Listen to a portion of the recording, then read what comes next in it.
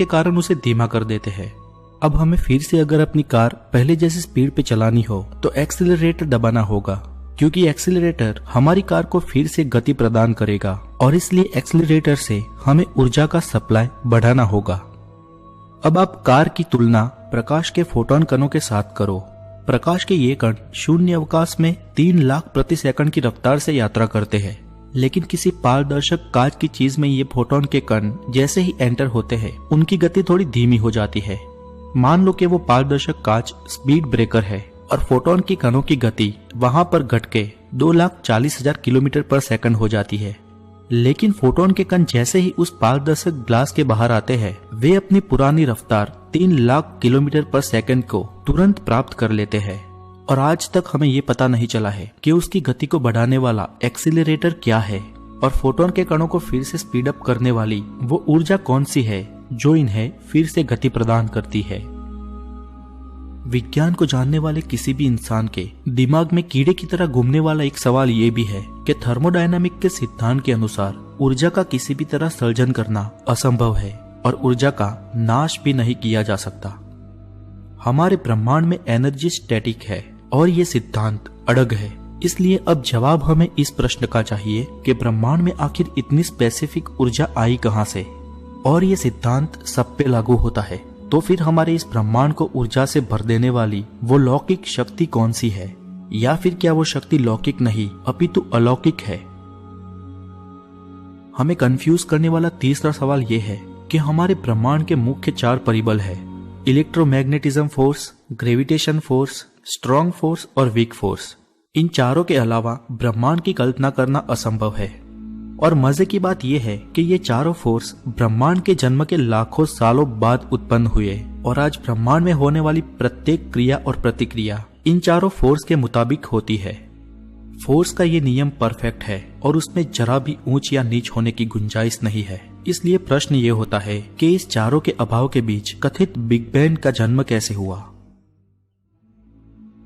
भौतिक विज्ञान को झंझोड़ने वाला एक सवाल ये भी है कि हमारी बहुमान्य थियरी के अनुसार ब्रह्मांड का जन्म बिग बैंग से हुआ है और उसके पहले सिंगुलरिटी की अवस्था थी, मतलब कि शून्य अवस्था थी। और दूसरी तरफ यह भी है कि किसी भी क्रिया का कारण होना चाहिए, किसी भी कॉज के बिना कोई भी इफेक्ट नहीं हो सकती। सिर्फ उतना ही नहीं, वो कारण भौतिक नियमों के अनुरूप होना चाहिए। अब सिंगुलरिटी के सामने भौतिक विज्ञान के सभी नियम निस्तनाबूद हो जाते हैं, इसलिए संभावित कारण मौजूद होने की कोई गुंजाइश ही नहीं है। तो फिर शून्य की या कुछ भी ना होने की अवस्था अरबों आकाशगंगा वाले इस ब्रह्मांड में कैसे रूपांतरित हुई, ये एक बहुत बड़ा प्रश्न है। और ऐसे लाखों प्रश्न है जिसका जवाब विज्ञान के पास नहीं है, लेकिन इन प्रश्नों के पीछे कोई ना कोई संभावित कारण तो रहा ही होगा। विज्ञान के पास इनके कोई जवाब नहीं है और विज्ञान इनके जवाब खोजने की कोशिश भी नहीं करता, क्योंकि विज्ञान जानता है कि ये जवाब उसे कभी नहीं मिलने वाले। तो अब प्रश्न ये खड़ा होता है कि क्या वैज्ञानिक ईश्वर में यकीन करते हैं? तो जवाब है हाँ। भौतिक शास्त्र के सबसे बड़े विद्वान एल्बर्ट आइंस्टाइन ईश्वर में मानते थे और उनकी जनरल और स्पेशल दोनों थियरीज में गॉड डजंट प्ले डिश जैसे कई ईश्वरवाची शब्दों को प्रयोग करके उन्होंने ईश्वर की मौजूदगी को भी स्वीकारा है।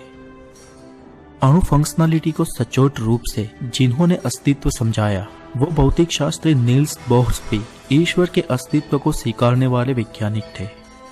पॉल्स डेविस नाम के महान भौतिक शास्त्री ने तो ब्रह्मांड को भगवान के सर्जन के रूप में स्वीकार किया है और उन्होंने द माइंड ऑफ गॉड नाम की पुस्तक भी लिखी। वैज्ञानिक कार्ल सेगान ने तो the cosmic dance of Shiva नाम की बेस्ट सेलर बुक भी लिखी, जिसमें उन्होंने ब्रह्मा, विष्णु और महेश का पूरा आलेखन किया है। ईश्वर में मानने वाले वैज्ञानिकों में सबसे नोंदनीय उदाहरण रॉबर्ट ओपनहाइमर का है। रॉबर्ट सर्वप्रथम अणुबम बनाने वाले अमेरिका के न्यूक्लियर प्रोजेक्ट के सूत्रधार थे और अणुबम के सफल परीक्षण के बाद रॉबर्ट ने उसी जगह पर भगवत गीता के 2 श्लोक उच्चारे। अब वैज्ञानिक ईश्वर में विश्वास रखते हैं। उसका आखिरी खुलासा हिग्स बोसॉन या गॉड पार्टिकल के खोजक और ब्रह्मांड की उत्पत्ति के विषय में अभ्यास करने वाले विश्व भर के आधुनिक वैज्ञानिकों का जहां